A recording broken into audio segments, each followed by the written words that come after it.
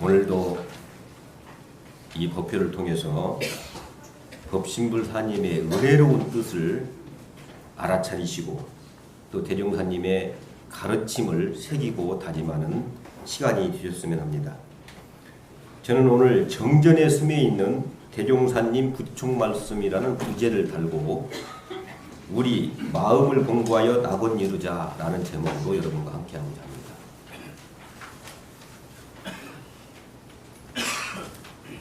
이 세상을 낙원으로 인도하고자, 나를 자유와 공락으로 인도하고자 대종사님이 우리한테 주신 말씀이 정전입니다.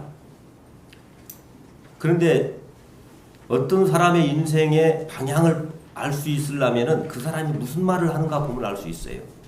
저번 설교 때도 제가 말씀을 드렸는데요. 그 사람이 주로 어떤 단어를 사용하는지, 어떠한 분위기의 말을 하는지, 그거 보면은 그 사람의 일생의 방향론을 알 수가 있어요. 저도 책을 조금 읽는 편인데 독서하면서 하나의 통찰을 얻은 것이 그겁니다. 책을 보면서도 이 책의 관점이 무언가, 그러면 그 책의 관점을 알기 위해서는 그 사람이 주로 주어를 무엇으로 쓰고 있는가 보면 관점을 알 수가 있어요. 그래서 저는 정전을 새기고 외우고 다지면서 한번 제가 문득 이 생각을 해봤어요. 태종사님은 정전에서 주로 어떤 말을 사용하고 계실까? 정전에서 대종사님의 관점은 무엇일까? 그래서 제가요 일일이 단어를 다 세어봤어요. 네. 그래서 제가 여기에 적었는데 이것이 꼭 맞는 것은 아닐 수 있어요. 제가 제 눈으로 센 것이기 때문에. 그런데 대종사님은 정전에서 가장 많이 사용한 단어가 공부라는 단어를 가장 많이 사용하셨어요. 58위가 나오고요. 그리고 두 번째가 마음이라는 단어를 가장 많이 사용하셨어요.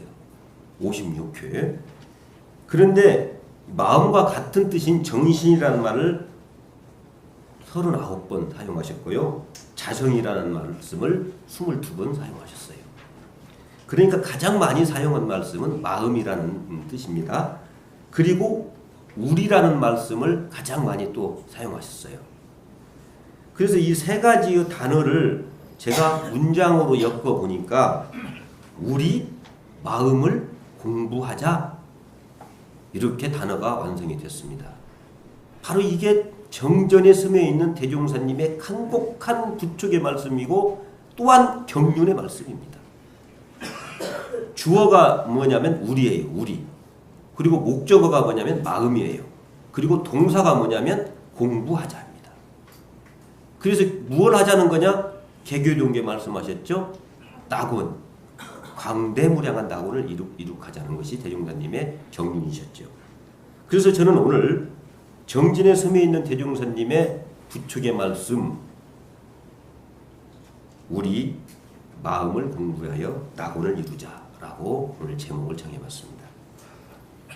여기에 주어가 우리입니다. 우리. 이건 굉장히 중요한 의미가 있습니다. 대종사님은 낙원세계 건설의 주체가 우리라고 말씀하고 계시는 거예요. 당신이 아니고 우리라.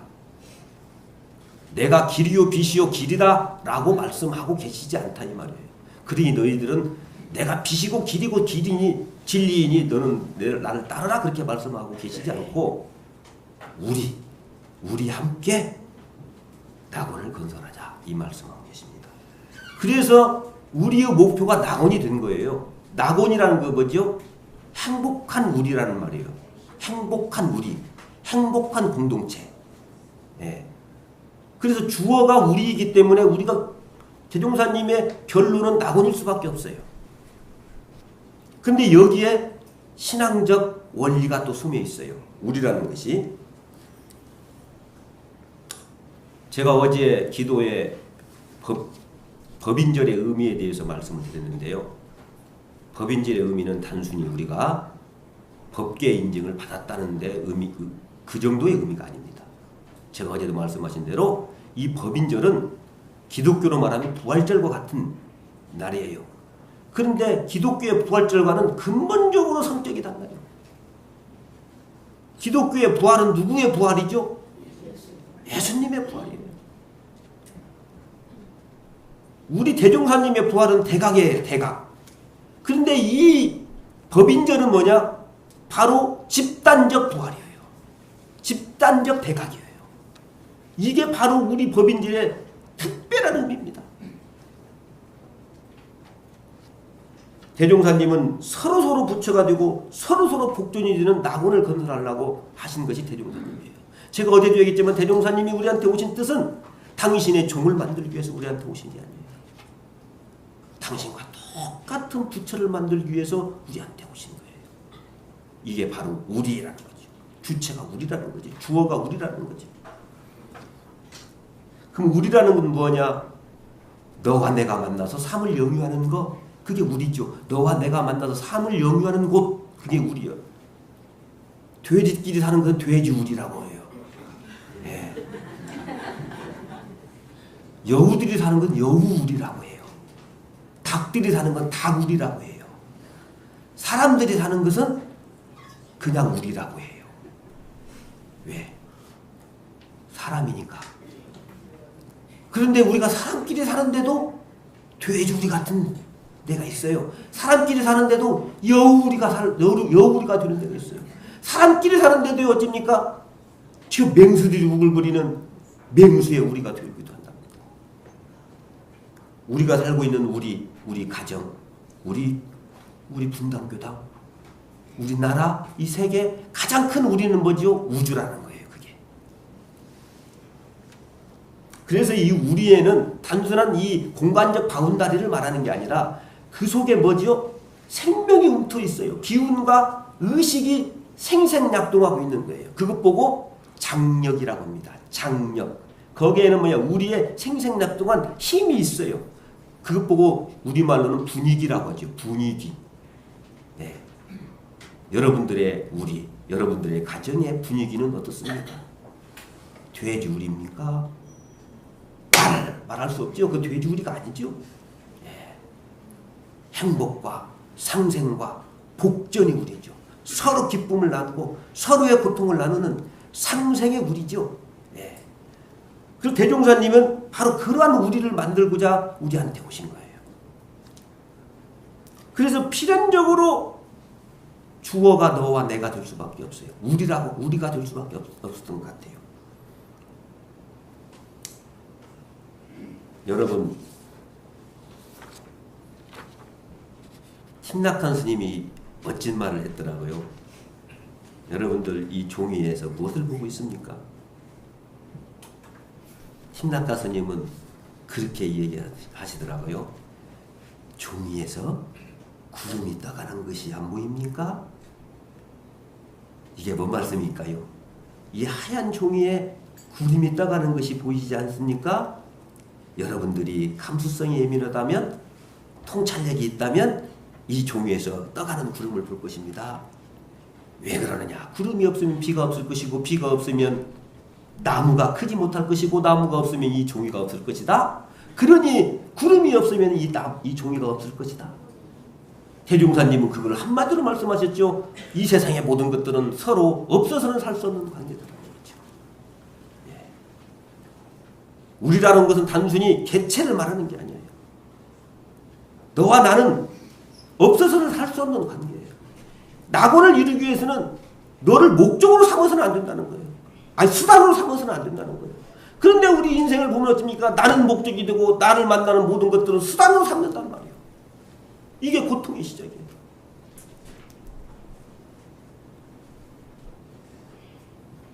남편들은 아내를 목적으로 삼지 않고 수단으로 삼아. 그러니까 지금 제가 언젠가 얘기했지만 학원 이혼이 지금 세계 1위야. 전체 이혼의 40%, 50%를 육박하고 있어. 여러분, 우리 구전동화에 여러분도 다 알고 있는 나무꾼, 선녀와 나무꾼이 있죠. 그거 참 제가 다시 한번 읽어봤어요. 선녀와 나무꾼. 아주 가슴 아픈 내용이더라고요. 그 가슴 아픈 내용이 뭔 내용이냐면 내가 착각하고 있더라고요. 선녀가 하늘로 올라갔기 때문에 가슴 아픈 내용이 아니야. 근데 그 선녀와 나무꾼은 우리나라만 있는 게 아니라 이 동아시아 이쪽에 있는 전래동화더란 말이에요. 그래가지고 그 전래동화가 여러 버전으로 싹 이렇게 분화가 됐어요. 그런데 그 선녀와 나무꾼의 원전은 아주 간단해요. 원전은 뭐냐면 사슴을 숨겨줬어요, 포스한테. 그러니까 사슴이 그래요. 내 은혜를 갚겠다. 그러니까 당신 보니까 나이가 먹어도 장가를 못 갔거든. 그러니까 내가 이쁜 정말 멋진 여자를 소개하겠다라고 해서 알려주잖아요. 어느 시점에 어디에 가면은 선녀들이 내려와서 목욕을 하는데 그때 날개 옷을 감추면 하늘로 못 올라간다. 그래서 그 이쁜 선녀를 아내로 삼아라. 그래가지고 이 나무꾼이, 자 여기 중요한 얘기예요. 이 나무꾼이 날개 옷을 감추는 게 아니라 도둑질해. 무엇을 위해서? 다 장가가려고. 이게 핵심이야. 그걸. 그래서 어쩝니까? 그 선녀는 어쩝니까? 하늘로 못 올라가요. 그리고 자유를 속박당해요. 그래서 어쩔 수 없이 그 나무꾼과 결혼을 하게 돼요. 그런데 그때 어쩌냐? 교활한 사슴이에요. 우리 그때 제가 보니까 다시 보니까 교활한 사슴이더라고. 사슴이 뭐라고 알려주냐면 아기를 낳아. 아기를 낳아가지고 그것도 셋을 낳아버려. 그러면 꼼짝하다 못 오게. 뭔 말인지 아세요? 그래서 아이 셋을 낳을 때까지는 절대 그 날개를 주면 안 돼. 아주 사악한 사슴이더라고. 이거 관점의 문제야. 그런데 이 말이 누가 이야기냐면 여러분들 변증법을 말한 헤겔이 이 얘기를 한 거예요. 헤겔이 뭐라고 했냐면요, 결혼이라는 거, 사랑이라는 것이 그것은 주관적이다 이 말이에요. 그러니까 불투명해. 그러니까 객관적 사랑을 확보하기 위해서는 자식을 낳아야 한다. 이게 헤겔의 말이에요. 그래서 자식을 낳아야 그 사랑이 객관적이고 뭐입니까? 불안정성에서 벗어난다. 이게 그 천하의 헤겔이 한 말이에요. 그런데 이 선녀의 나무꾼은 이 헤겔의 말이 개패도 당찮는 소리라는 것을 말하고 있는 거예요. 이게 우리 선조들의 정말 날카로운 인간의 본성, 인권을 말하고 있는 거예요. 그게 바로 누구요? 지금 헤겔이 한 말과 똑같은 것이 누구요? 그게 사슴이 하는 소리잖아. 그러니까 너의 사랑을 확실히 쟁취하기 위해서는 아이를 셋을 낳아. 꼼짝 못하게, 옴짝달싹 못하게. 그래서 그때까지는 절대 날개를 주면 안 돼. 그런데 아이 둘을 낳고 이때쯤이면 되겠지. 이러면 이제 지도 체념하고 나하고 살겠지. 그래서 또 날개를 한 번만 보았으면 좋겠다라고, 한 번만 날개를 보았다면 좋겠다고 하니까 날개를 보여줬어요. 날개를 보는 순간 어찌입니까? 날개를 탁 달고 아들 둘을 딱 옆구리에 끼고 하늘로 올라가 버렸어. 자, 거기까지가 선녀와 나무꾼의 원전이에요. 근데 이제 거기에서 사람들이 자기의 관점에 따라서 버전을 만든 거예요. 그러니까 나무꾼의 입장에서 볼 때는 이게 어쩝니까? 사랑이 날아간 거예요. 사랑이. 그러니까 그것을 그 관점에서 어쩝니까? 다시 두레박을 타고 올라가는 그 시나리오를 만들고, 그리고 어쩝니까? 또 혼자 사는 노부부 효도의 관점에서 볼 때는 어째요? 다시 내려와야지. 그게 이제 선녀의 나무꾼이 여러 버전으로 만드는 건데 원전은 어쩝니까? 거기에요. 선녀가 자기의 날개 옷을 찾고 다시 하늘로 올라간다는 거예요. 이 말이 뭔 말일까요? 여러분, 절대 사랑도요, 사랑이라는 것은 나는 목적이고 너는 수단으로 삼을 때 그건 사랑이 아니에요. 무슨 말이냐? 사랑의 근본 전제는 자유라는 거예요. 자유. 선녀와 나무꾼에서는 그걸 보여주고 있는 거예요. 사랑은 아들, 자식, 여건이 담보할 수 없는 거예요. 이게 바로 처처불산이라고 합니다. 모두 다 하나님인 거예요. 모두 다 하나님인 거예요. 그래서 우리의 신앙이 이렇게 시작이 되는 거예요. 우주만유의 본원이요 재물재성의 시민이요 나의 본성이라는 것이에요. 이 세 가지 삼위일체 신앙이 우리 신앙의 핵심이에요. 그래서 우리를 개벽의 종교라고 하는 거예요. 예수님만 따르면 구원받는 그런 것이 아니라는 거예요. 내 안에 구원의 메시지가 있고 내가 하나님이라는 거예요. 그것을 서로 인정하는 거예요. 여러분 아까 얘기했잖아요. 생락한 스님 여기에 구름이 흘러가고 피가 내리고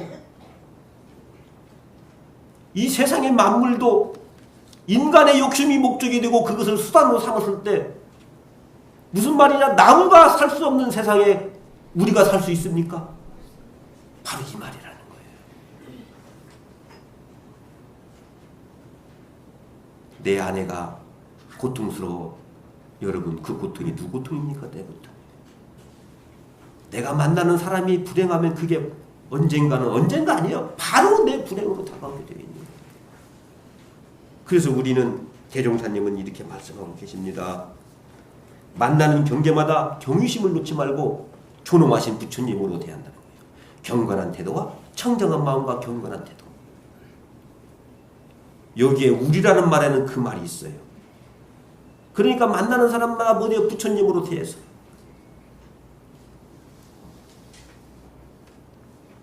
이게 바로 대종사님이 말씀하신 편협한 신앙을 원만한 신앙으로 돌리는 거예요. 편협한 신앙이라는 뭐죠? 아까 제가 말했잖아요. 나를 목적으로 삼고 모든 것들을 수단으로 삼는 이 신앙은 편협한 신앙이에요. 그래서 내 건강만을 위하고 내 돈만을 위하고 내 욕심만을 위하고 나의 청춘만을 위하고 그래서 모든 것들을 수단으로 삼는 거예요. 그래서 그것이 더 나아가서는 미신신앙이 되는 거예요. 그리고 대종사님은 네가 만나는 그곳이 바로 복전이다. 그렇게 말씀을 하셔요. 그래서 그 복전을 이루기 위해서는 사사불공하라고 말씀하신 겁니다. 이게 바로 대종사님이 경전에서 우리라는 것을 주체로 삼고 주어로 삼았던 근본 이 경륜이 그 속에 있어요. 뜻이 그 속에 있어요. 예. 여러분 공덕 중에 가장 큰 공덕이 무슨 공덕이라고 하죠? 예, 이 하엄경 마지막 보현 행원품에 나오는 말이에요. 보현보살의 10대 원. 그러니까 그 하엄경을 보면 그 선제 동자가 그 궁극적인 진리를 얻기 위해서 여러 선지식들을 찾아가고 궁극적으로 보현보살까지 갑니다. 그 보현보살을 통해서 궁극적인 해탈의 경계에 들어가는데 그 해탈의 경계에 들어가는 10가지의 길을 제시하는 것이 화엄경 마지막에 보현 행원품이에요. 거기에 5번째 나오는 해탈의 세계에 들어가는 5번째. 남의 기쁨에 함께 기뻐하는 거. 아주 간단한 말인데 이거 보고 수의공덕이라고 하는 거예요. 다른 사람의 기쁨에 같이 기뻐하는 거예요. 이게 가장 큰 공덕이고 바로 해탈의 세계에 들어가는 빠른 길이라는 거죠. 어떤 사람을 만나보면 그 사람과 이야기해보면 내가 의미를 부여받아. 내가 기뻐. 그리고 그 사람을 만나면 그 사람이 이 얘기를 들어보면 내가 뭔가 대우받는 것 같아. 그런데 또 어떤 사람을 만나면 그 사람은 나를 칭찬하는 것 같은데 뒤통수를 때리는 것 같아. 칭찬하는 것 같으면서 쓰리 쿠션을 치면서 나를 기분 나쁘게 만들어. 그런 때 있어요. 알아요. 우리는 다 알아요. 귀신이기 때문에. 그럼 역설로 뒤집어 보세요. 뒤집어 보세요. 낙원을 이루는 길이 뒤집어 보세요. 사촌이 논사면 배 아파. 근데 이게 세상의 인심인 것 같아요. 근데 여러분 아들이 논사면 어때요? 아들이 논사면 내가 산 것보다 더 기뻐. 사촌이 논사면 배 아픈데 아들이 논사면 그냥 내가 산 것보다 더 기뻐. 왜 그럴까요? 비교심이 없는 거예요. 왜? 아들은 나기 때문에, 내가 사랑하기 때문에, 내가 더 큰 의식, 내 안에 내 아들이 있어요. 나 아들과 나는 동일체야. 그러니까 아들을 목적으로 삼지 않아. 그러니까 어쩌니까 아들이 잘못해도 어쩌니까 근본적으로 아들이 미흡지가 않은 거야. 이거는 어쩌니까 내가 보는 관점의 문제야. 이게 수의공덕이라고 하는 거예요. 그래서 우리라는 말은 아까 말한 처처불상이라는 말이고, 그리고 어쩌니까 처처불상이라는 말은 뭐예요? 나의 복전이라는 말이에요. 그러니까 어쩌요? 그 사람의 행복을 위한 것이 또한 나의 행복이라는 거예요. 이게 대종사님의 중요한 인과의 원리고 신앙의 원리입니다. 그래서 우리가 아니고는 절대 낙원을 이룰 수 없어요. 우리가 아니고는 우리 가정의 행복을 이룰 수 없어요. 여러분, 대종사님이 가장 많이 사용한 용어 우리예요. 주어가 우리예요. 낙원은 누가 이루어요? 너와 내가 이루어요. 자, 두 번째, 대종사님이 가장 많이 사용하신 목적어가 있는데 그게 마음이라는 거예요. 바로 우리가 무엇에 나의 의식을 들여대야 하고 의식을 주어야 하는 말이에요. 다른 말로 낙원을 이루기 위해서는 어떤 것에 관심을 가져야 하느냐 이 말이에요. 바로 낙원을 이루는 길은 나의 마음에서 찾아야 한다 이 말입니다. 여러분들이 인생을 살면서 괴로움이 있죠? 삶의 문제가 나타나죠? 그 삶의 문제를 여러분들은 어디에서 그 해답을 찾고 계십니까? 중생들은 말할 것도 없이 밖에서 찾습니다. 너 때문에 내가 괴롭다고 생각합니다. 그러니까 너를 내 맘대로 확 돌려보려고 생각합니다. 아내도 내 맘대로 확 돌려보려고. 아까 그 말이에요. 그게 상대편을 목적으로 삼지 않는 거예요. 수단으로 삼는 거죠. 제가 언젠가 소개했을 거예요. 윤동주 선생님의 나무라는 시를 제가 언제 소개했죠. 윤동주 선생이 26세 이 시를 쓰셨대요. 참, 윤동주 선생은 정말 영적 천재인 것 같아요. 어떻게 이런 통찰의 힘이 있었을까? 26세. 저희 26을 돌아보면 철딱서니가 없었어요. 오직 나밖에 보는 세상을 아까 말한 대로 나의 목적을 위한 수단으로 삼았던 그 나의 그런 정도의 수준이었어요. 근데 윤동주 선생님은 26살에 이 나무라는 시를 썼는데 이 나무라는 시가 이렇게 딱 두 줄이죠? 나무가 춤을 추니 바람이 불고 나무가 잠잠하니 바람이 자고 이게 나무라는 시예요. 가만히 생각해 보세요. 이상하잖아요. 경험적 인과에 맞지 않잖아요. 바람이 불어야 나무가 흔들리는데 윤동주 우리 선생님은 뭐라고 하세요? 나무가 잠잠하니까 바람이 잘고 나무가 흔들리니까 바람이 분다 이거예요. 근데 제가 깊게 통찰해 봤어요. 명상해 봤어요. 이건 우주의 실상, 나의 실상자리에서는 이 말이 맞는 말이에요. 이게 부처님의 일체 유심조합의 말씀인데. 그러니까 어쩌니까 내 안에서 모든 문제를 찾는 거예요. 어찌 26세 이런 통찰을 갖고 계시는지 저는 놀라운 일이에요. 참. 이게 바로 대종사님이 말씀하시는, 우리가 아까 공독했잖아요. 너희 교회에서는 무엇을 배우고 무엇을 가르치느냐? 바로 마음 작용하는 법이라는 거예요. 마음 작용하는 거예요. 이 마음 작용하는 법은 일상수행요법에서 딱 대종사님이 두 가지 원칙을 딱 말씀하시고 계세요. 뭐지요? 공부길은 세우고 인생길은 돌리는 거야. 공부길은 뭐요? 자성을 세우는 것이요. 인생길은 뭐요? 인생이라는 건 너와 내가 같이 복전을 만들어갖고 낙원을 만들어가는 게 돼서 어쩝니까? 돌려. 뭘 돌려? 우리 마누라를 돌려? 우리 자식을 돌려? 이 세상을 돌리는 거예요. 뭘 돌리자는 거죠? 내 마음을 돌리자는 거예요. 이게 바로 마음 공부의 두 가지 핵심입니다. 파란고의 일체생령을 낙원으로 인도하는데요. 이 파란고의 원인이 대종사님은 어디에 있다고 하셨죠? 물질 문명에 있다고 하셨을까요? 물질 문명에 있는 게 아니라 물질 문명에 중독된 나의 욕심에 있어요. 물질 문명은 무주예요. 저렇게 나를 유혹하고 있는 저러한 세상에 여러 개 번득번득하는 거, 곧 또 핸드폰이 새로 나온대요. 예. 안 사고는 못 배기지. 곧 또 자동차가 나온대요. 예. 자동차 산지 지금 3년밖에 안 됐는데 안 사고는 못 배기지. 자, 이것이 바로 고통의 시작입니다. 그 핸드폰, 스마트폰, 자동차가 주진 게 아니라 이 말이에요. 그걸 바라보고 있는 거기에 중독된 나의 욕심이 바로 파란 고해로 이끌어오는 거예요. 제가 아침마다 자선할 때도 가끔 이런 체험을 합니다. 아침에 아무도 없어요. 저 아침에 판교에서 혼자 4시 반에 일어나가지고 자선하고 다리를 탁 끄고 앉아있으면은요, 가끔 체험해요. 야야, 아무도 안 보잖아. 너 그 시간에 설교 연마해.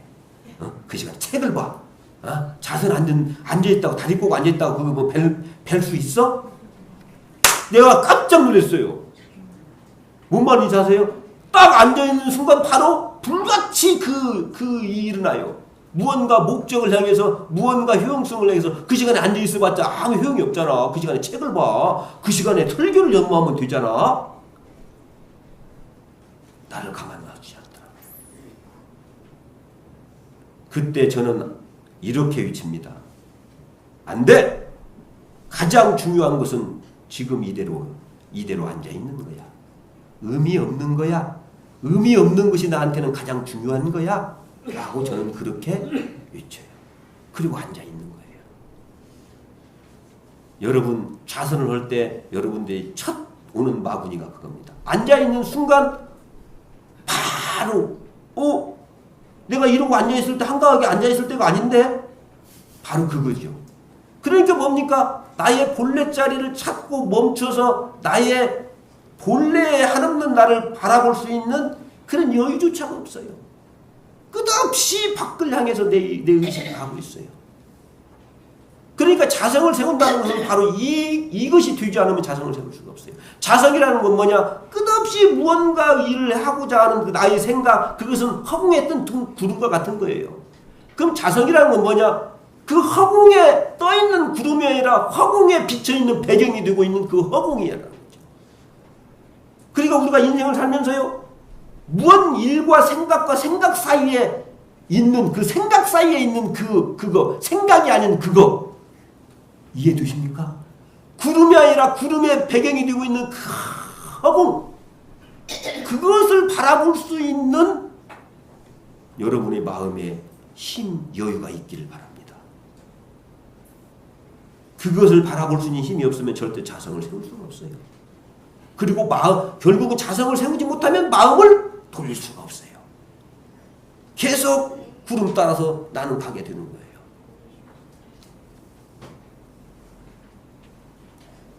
여러분, 바삐 살다가 한번 보세요. 한번 아까 오늘 아침에도 제가 외친 것들은 안 돼. 지금 이대로 의미 없이 있는 거, 이게 나한테는 중요해? 라고 하면서 의미 없는 지금 여기를 한번 느껴보는 시간을 여러분들이 자주 가져보시기 바랍니다. 그런데요, 그러면 어떻습니까? 의미 없는 지금 허공을 느끼게 될 때 바로 허공 속에 떠있는 구름이 또 명료해져요. 하하, 이것이 이렇게 해서 이렇게 흘러가는구나. 바로 내 마음을 정확히 볼 수 있어요.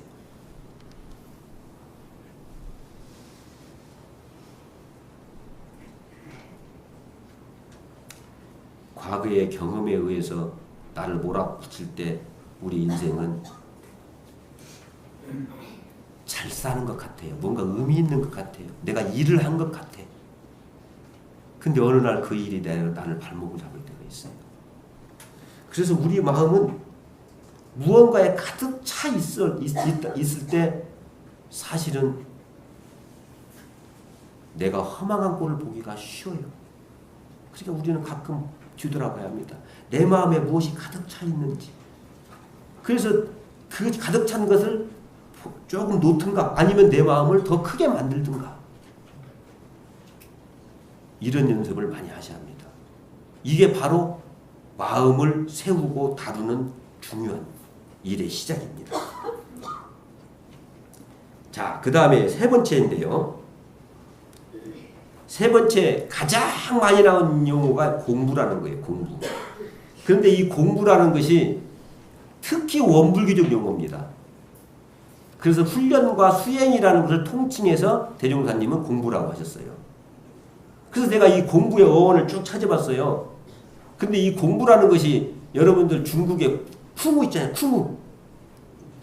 이소룡이 한 쿠무.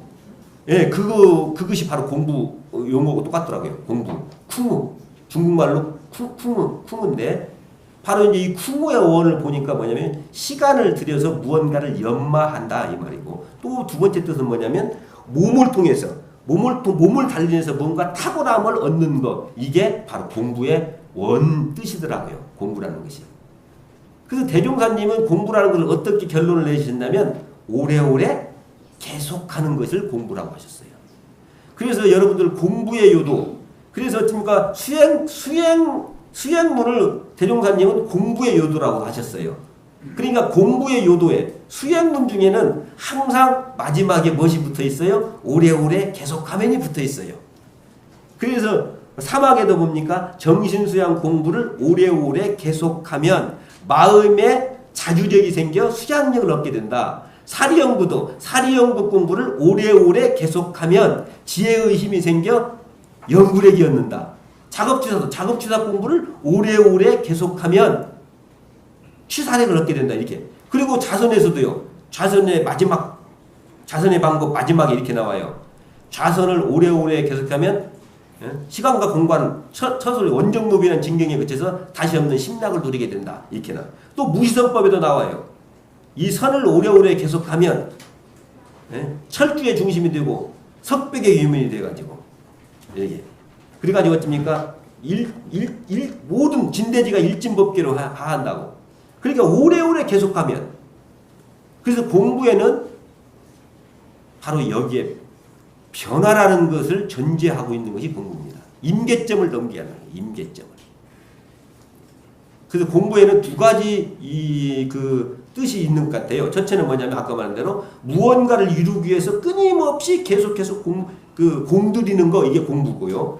두 번째는 뭡니까? 변화를 시키는 거, 이게. 그래서 그럴 때는 우리 말래, 저 사람은 공부가 됐어? 저 사람은 공부가 높아? 이 말이거든요. 저 사람은 공부가 됐어. 저 사람은 변화가 있어. 이 말이거든요. 그래서 공부라는 것은 뭐냐면 임계점을 넘기는 것이 이게 공부의 중요한 뜻이에요. 임계점을 넘겨. 확 변화가 돼야 한다 이 말이에요. 변화가 되기 전까지는 여러분들이 지속하셔야죠. 근데 저는 이렇게 뒤돌아봐요. 우리 공부라는 것은 자성을 세우고 부처가 되고 이 세상을 건진다는 것은 끝이 있을까요? 그래서 저는 이런 생각이 들어요. 공부라는 것은 그냥 나의 삶의 목표가 돼가지고 그냥 하는 거예요. 이게 공부가 됐을 때 그 사람이 정말 부처가 되는 것이지, 내가 어느 정도까지만 하면 되겠다? 이것은 우리 공부의 핵심은 아니에요. 그래서 임계점이라는 것이 뭐냐면 우리한테는 부처로 삼고 끊임없이 계속하다 보면 세상은 변하게 되어 있고 나도 변하게 되어 있는 거죠. 그래서 여러분들 대종사님의 정전에 스며 있는 그 말씀의 이 세 가지 주어가 우리다. 그 다음에 목적은 마음이다. 동사는 공부하자라는 것. 이것이 대종사님의 정진에 스며 있는 경륜이고 우리의 부촉의 말씀입니다. 여러분들 합장하시고 기도 올리겠습니다.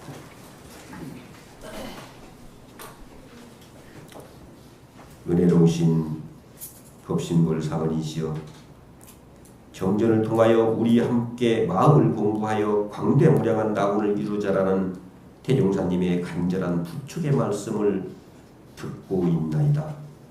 법신불 사언이시여, 우리 모두는 서로 없어서는 살 수 없는 은혜의 관계임을 알아 만나는 경계마다 부처님을 대하는 경의심으로 청정한 마음과 경건한 태도로 은혜의 수동력을 발견하여 감사불능하게 하시옵소서. 그리하여 우리 모두 서로서로 복전이 되는 낙원 공동체를 이루게 하소서. 법신불 사언이시여, 낙원을 이루는 길은 나의 마음을 작용하는 데에서 찾으라 하셨나이다. 나의 마음의 주인인 자성을 세우고 경계마다 은혜로 나의 마음을 돌리는 마음의 힘을 갖게 하소서.